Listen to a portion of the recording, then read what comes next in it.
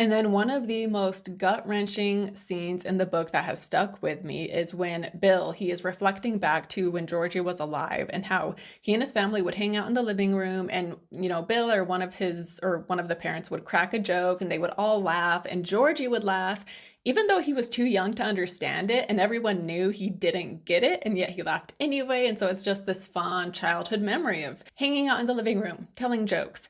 And so Bill, he comes home one day after Georgie's death, and his parents are just blankly staring at the TV. And he's like, hey, do you guys want to hear a joke? And he tries to tell them this joke. However, he stutters. He stuttered before Georgie's death, but once Georgie dies, his stutter is just so constant. And so he is trying to tell his parents this joke, but his stutter is making it take so long just to get the joke out.